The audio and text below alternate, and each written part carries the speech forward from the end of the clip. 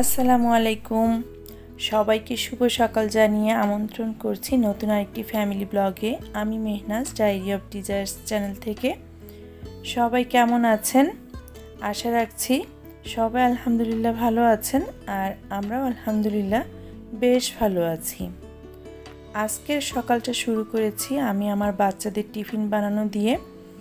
টিফিনে যা তৈরি করে দিচ্ছিলাম সেটা হচ্ছে যে চিকেন স্যান্ডউইচ উইথ চিজটা মূলত আমি দিই না, কারণ ওদের ক্লাসে এসি চলে, তো সেটা জমে গিয়ে ঠান্ডা হয়ে পুরো রাবার হয়ে যায়। তো বাবুরা প্রায় নিষেধ করে যে আম্মু চিজ জাতীয় কোনো খাবার তুমি দিও না, বা চিজ আছে এমন খাবার দিবা না। কিন্তু এটা যে আমি ব্রেড পিৎজা বানাবো সেটাও তো হচ্ছে না। ব্রেড পিৎজা হতো যদি কিনা আমি আরেকটা ব্রেড দিয়ে এটা ঢেকে না দিতাম। যেহেতু আমি এটা ঢেকে দিয়েছি তাই এটা স্যান্ডউইচ হয়ে গিয়েছে, তো কিছু করার নাই। তো এভাবে করেই বাচ্চাদেরকে আমি টিফিনটা রেডি করে দিচ্ছি। আর চিকেনের যে স্টাফিংটা আমি এই স্যান্ডউইচের ভিতরে ইউজ করেছি সেটা হচ্ছে যে চিকেন মোমো বানানোর পরে যে কিছুটা স্টাফিং বেঁচেছিল সেটা দিয়ে আজ আমার ওদের দুই ভাই বোনের টিফিনটা হয়ে যাচ্ছে। তো এই তো এভাবে করে হালকা এপাশ ওপাশ করে আমি একটু ছেঁকে নিয়ে তারপরে এখন টিফিন বক্সে রেডি করে দিব বাচ্চাদের টিফিনটা।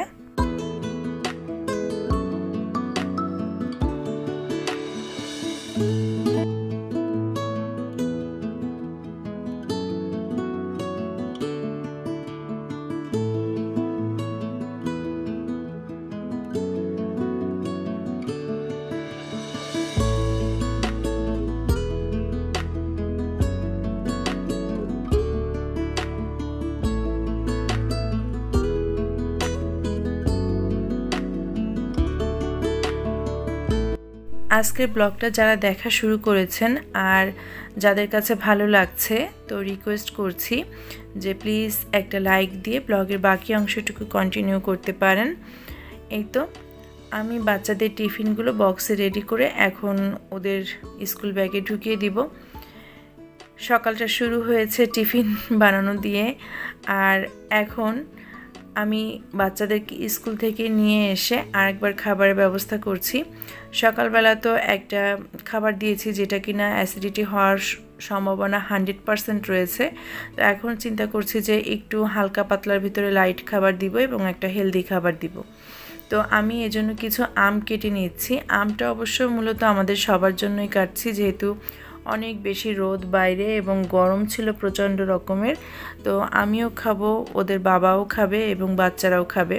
তো আজ আমি পরোটা দিব না, যেহেতু খুব বেশি গরম পড়েছে এবং সকালবেলা তো স্যান্ডউইচ খেয়েছে। তেলে ভাজা পরোটা এখন আর দিচ্ছি না। তো বললাম যে এখন আমি রুটিটা সেঁকে দেই, তোমাদের সাথে আম দেই, আম দিয়ে রুটি দিয়ে খেয়ে নাও। আর আমরা যখন স্কুলে ছিলাম সকালবেলায়, তো তখন ওদের বাবা হেঁটে এসে জামের জুস রেডি করে সেটা ফ্রোজেন করে রেখেছে। তো সেই জামের জুসটাই বাবুদেরকে দিয়ে দিব। আমগুলো কেটে আমি এখন টেবিলে রেখে দিলাম। প্রথমেই বড় কাজটা সেরে নিলাম। আর এখন ডিপ ফ্রিজ থেকে কয়েকটা রুটি নিয়ে এসেছি। ওরা দুই ভাই বোনই খাবে, শুধু আমি আর খাবো না। তো এখন বাচ্চাদেরকে আমি রুটিগুলো সেঁকে দিচ্ছি।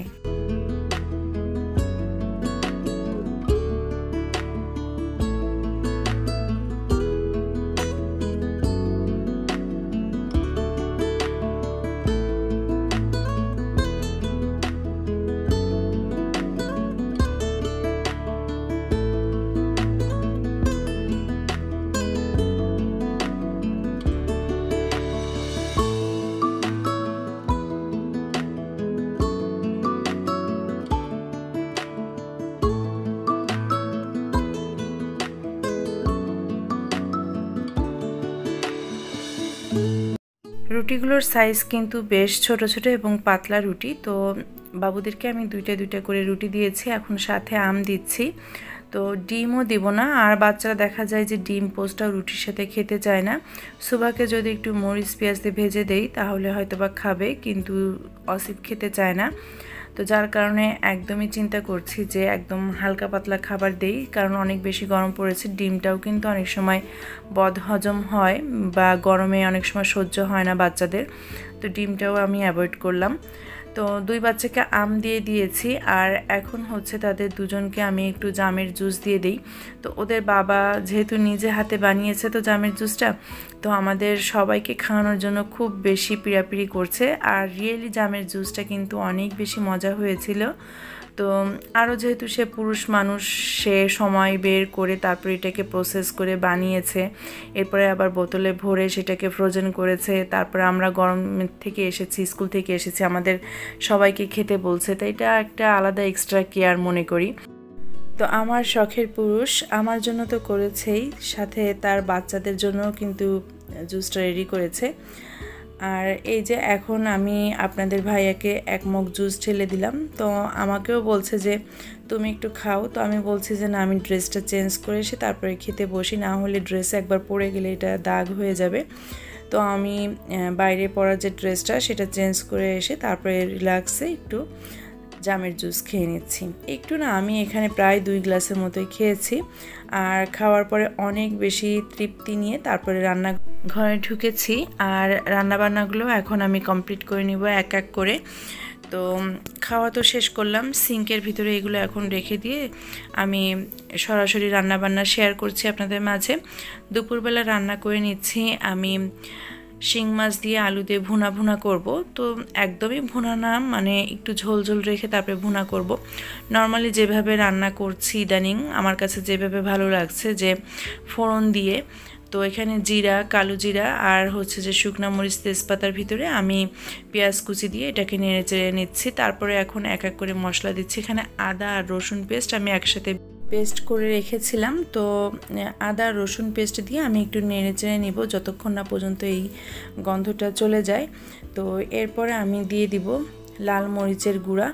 আমি এখানে আমার পরিমাপ মতোই নিচ্ছি। তারপর দিয়ে দিয়েছি একটুখানি ধনিয়া গুঁড়া। আর এখন অল্প পরিমাণে পানি দিয়ে জাস্ট মশলাটাকে একটু নেড়ে চেড়ে নিচ্ছি যাতে করে তল থেকে ধরে না যায়। এখন আমি দিয়ে দিচ্ছি হলুদ আর দিয়ে দিব স্বাদ মতো লবণ। তো অ্যাজ ইউজুয়াল রান্না বান্না আসলে তারপরেও শেয়ার করছি।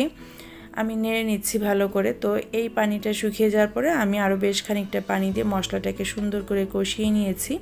কষানো মশলার ভিতরে এখন কেটে রাখা আলুগুলো দিয়ে দিলাম। তারপরে একটু নেড়ে চেড়ে আর অল্প পরিমাণে পানি দিয়ে আমি এটাকে ঢেকে কষিয়ে সিদ্ধ করে নিব।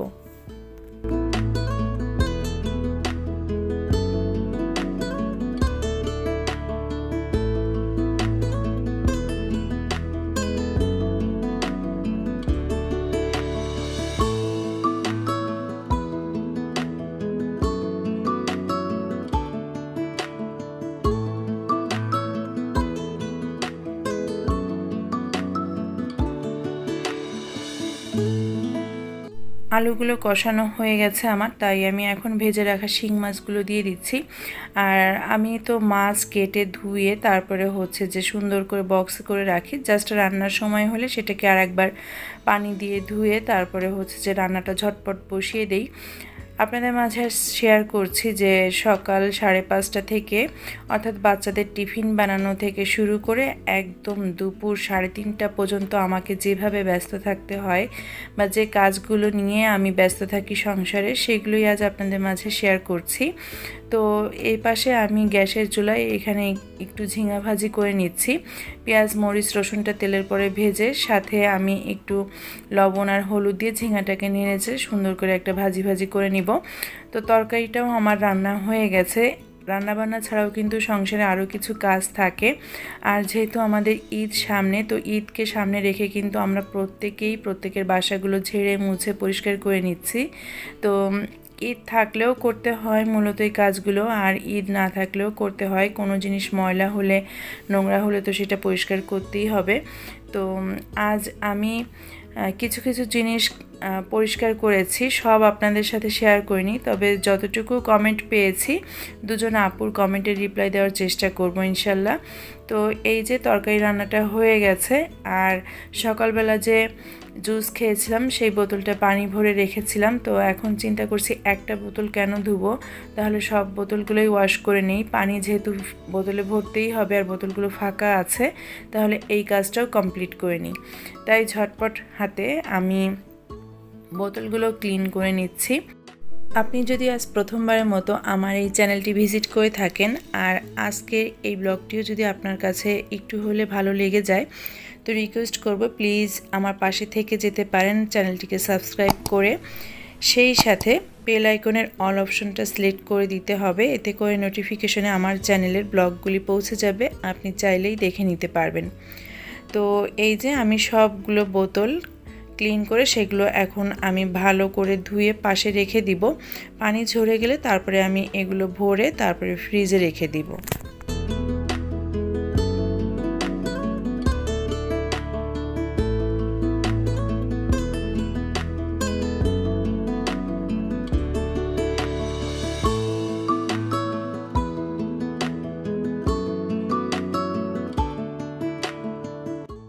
রান্নাবান্নার কাজ তো খুব দ্রুতই শেষ করে নিয়েছি, কারণ আমার সব কিছুই কেটে কুটে গুছিয়ে রেডি করা থাকে, জাস্ট কিচেনে ঢুকি আর রান্না করে নেই। তো তাসলিমা আক্তার শারমিন আইডি থেকে আপু বলেছেন যে আমি যেন আমার ফ্রিজটা একটু ভালো করে দেখিয়ে দেই, আপু ফ্রিজ কিনবেন। তো চিন্তা করলাম যে ঈদের আগে যেহেতু আমার ফ্রিজটা একটু ক্লিনই করতে হবে আর আপুকেও দেখাতে হবে, আর এটা দেরি করা যাবে না। নিশ্চয়ই আপু ঈদের আগে কোনো ডিসকাউন্টে কিনতে চাচ্ছেন বা কোনো অফারেও পেতে পারেন, তো যার কারণে এই কাজটা একটু শেয়ার করে দিচ্ছি আজকের ব্লগে। তো আমার এই ফ্রিজটা হচ্ছে হায়ার থেকে নেওয়া হয়েছিল, আরও 2.5 বছর বা 3 বছর হবে হয়তো বা আপু, আমার খুব বেশি ভালো করে মনে নেই, আমার ব্লগে আছে এই চ্যানেলেই। তো ফ্রিজটা 360 লিটারের একটা ফ্রিজ, আর এটার দাম পড়েছিল তখন 62,000 টাকা। তখনও আমরা ঈদ উপলক্ষে কিছুটা ছাড় পেয়েছিলাম আর সাথে কিছু গিফট আইটেম হিসেবে প্লাস্টিকের বক্স পেয়েছিলাম। তো ডোরটা খুললে ডোরে এই যে এই ধরনের কিছু চেম্বার রয়েছে আর ভেতরটা এমন অ্যাজ ইউজুয়াল। এখানে উপরে একটা ম্যাজিক বক্স রয়েছে, এখানে আমি আমার চালের গুঁড়ি, বেসন, পাউডার, মিল্ক, হরলিক্স এগুলি থাকে, আর নিচে তো একটা সবজি রাখার বক্স রয়েছে। তো আমি আলাদা করে আর কোনো বক্স আর ফ্রিজে রাখিনি, আমার কাছে মনে হয় যেন বেশি গ্যাদারিং হয়ে যায়। আর বোতলগুলোতে পানি ভরে সবগুলো আমি ফ্রিজে এভাবে রেখে দিয়েছি। আর উপরে আমি ছোট ডিপ দেখেই এটা নিয়েছি, কারণ আমার এক্সট্রা একটা ডিপ ফ্রিজ রয়েছে। আর ডিপ ফ্রিজটাও আপনাকে আমি দেখিয়ে দিচ্ছি, জানি না আজকের ব্লগটা আপনি দেখবেন কি না। ডিপ ফ্রিজে আমি মাছ মাংস রাখি না, বিশেষ করে এই ডিপটাতে আমি এখানে নর্মালি আমার যে রেগুলার রান্নাবান্নার মশলাগুলো লাগে সেগুলো রাখি, আর কিছু জিনিসপত্র হালকা থাকে যেটা সচরাচর লাগে, যেমন আদা কুচি চা খাওয়ার জন্য, তারপরে হচ্ছে যে একটুখানি সরিষা বাটা, এগুলি থাকে। তো মাছ মাংস আর রাখি না। তো এই হলো আমার ফ্রিজটা আপু, হায়ার থেকে নেওয়া হয়েছিল। আর আমি এই পরিষ্কার ঝাড়মোছের কাজগুলো একটু করে নিচ্ছিলাম এই কারণে যে আমার যেহেতু আপা কাজ করতে আসবে, তো উনি ঘর ঝাড়ু দিয়ে মুছে নেওয়ার আগে আমি যেন এই ঝাড়পোছের কাজগুলো করে নিতে পারি, এই কারণে আমিও একটু খুব ব্যস্ত হাতে করছিলাম। আর 2টা বেজে গেছে, আপনারাও টাইমটা দেখে নিচ্ছেন, কারণ এর ভিতরে আমাদের আবার খাওয়া রয়েছে, নামাজ রয়েছে, গোসল থাকে, তো সব কিছু মিলে আমিও খুব দ্রুত হাতে করার চেষ্টা করছি। তো এই যে আমার আপা এসেছে, আমার কাজগুলো শেষ করার পরে আপা ঘরটা ঝাড়ু দিয়ে সুন্দর করে মুছে দিচ্ছে। আর আজ হচ্ছে আপা বাসার যে পাপোশগুলো, খুব বেশি তো পাপোশ না, শুধু রান্নাঘরটা বাদ দিয়ে রেখে বাকি যে 4টা পাপোশ আপা সেগুলো সুন্দর করে গরম পানি দিয়ে কেচে ধুয়ে উনি ছাদে নেড়ে দিয়ে আসতে যাচ্ছে। তো আমার কপাল এতই খারাপ যে যেদিন ছাদে নেড়ে দিয়েছে আপা তার পরদিন থেকেই বা রাত থেকেই প্রচুর বৃষ্টি। তো এক সেট পাপোশ তো ছাদে নেড়ে দিয়ে এসেছে আপা, এখন আমি সব জায়গায় পাপোশ দিয়ে দিচ্ছি। এটা আমার বেডরুম, আমি আমার বেডের সামনে এটা দিলাম, ওয়াশরুমের সামনেও একটা দিয়েছি। আপা কাজ করে চলে গেছে অলরেডি। তো চেয়ার দেখা যাচ্ছে যে যেখানে যেটা থাকার সেটা সেখানে থাকে না, তো এইগুলো আবার আমি পরে আপা চলে গেলে আস্তে আস্তে সব ঠিক করে দিই, আর এইগুলোই করি কাজের ফাঁকে ফাঁকে। তো সব কিছু আবার চেক করি, কতবার যে চেক করে নিই, এভাবেই আমার সময়গুলো কেটে যায়। আজকের ওয়েদারই মেঘলা মেঘলা, সেটাই বলছিলাম যে পাপোশ তো ছাদে দিয়ে এসেছে আপা, আর তারপর থেকেই এক নাগাড়ে বৃষ্টি, মানে আজ 2 দিন হলো পাপোশগুলো আমার ছাদেই ওইভাবে আছে। তো এই যে আমি ড্রয়িং রুমের সামনে যে ওয়াশরুমটা সেখানেও একটা পাপোশ দিয়ে দিলাম, বাবুদের রুমেও একটা দিয়েছি। আর বাবুদের রুমটা দেখতে চেয়েছেন রিয়া আক্তার আইডি থেকে, আপু বলেছেন যে আপু তোমার সেকেন্ড বেডরুমটা একটু দেখিয়ে দিও যে তুমি একটু উল্টে পাল্টে জিনিসগুলো রেখেছো। আসলে সত্যি কথা আপু, এভাবে রেখেছি তাও মনে হয় 1 বছর হয়ে গেল। আগে বেডটা তো ছিল, এখন ওয়ার্ড্রোবটা যেখানে রয়েছে সেখানে ছিল, তো এটাকে চেঞ্জ করে এখন ঢুকেই বেডটা দেখা যায়। আর তার পাশে আলনা রেখেছি। আলনাটা আসলে লাগেই, বাইরে থেকে এসে জামা কাপড়গুলো মেলে দেওয়া যায়, আমার যেহেতু বারান্দা নাই। তারপরে হচ্ছে একটা বড় পিলারের সাথে আমি এভাবে এই যে ওয়ার্ড্রোবটা রেখেছি। ওয়ার্ড্রোবের পাশে রয়েছে আমার কিচেন আলমারিটা, যেখানে আমি কিচেনের অনেক কিছুই রেখে থাকি। তারপরে একটা ঝুড়ি রয়েছে বাবুদের খেলনার। এরপরে আমি রেখেছি বাবুদের পড়ার টেবিলটা। এই তো এই রুমে এইগুলোই রেখেছি, আর কিছু ছিল না আপু, এতটুকুই। তো জানি না আপনিও আজ আমার ব্লগটা দেখবেন কি না, তো আপনাকে উদ্দেশ্য করে আমি এই রুমটাও শেয়ার করে দিলাম। দুপুর তো অনেক হয়ে গেছে, প্রায় 2:30 বা 2:45 মতো বাজে। ক্ষুধাও লেগেছে, তো আমি বাচ্চাদেরকে ডাকছি আর এক এক করে খাবারগুলো টেবিলে দিচ্ছি। এটা শিং মাছ দিয়ে আলু দিয়ে যে ঝোলটা করেছি ভুনা, সেটা আনলাম, ঝিঙা ভাজি। আর ইদানিং আমাদের সবার কাছে আম ডালটা খুবই ভালো লাগে, তাই দেখা যায় যে 2-1 দিন পর পর আম ডালই রান্না করতে হয় আমাকে। আর এটা আমার বাচ্চাদের যেমন খুব পছন্দ, তেমনি এই গরমে আমারও অনেক বেশি পছন্দ হয় আম ডালটা। তো এভাবে করেই সকাল 5:30 থেকে একদম দুপুর 3টা পর্যন্ত আমাকে এক নাগাড়ে কাজ করে যেতে হয়।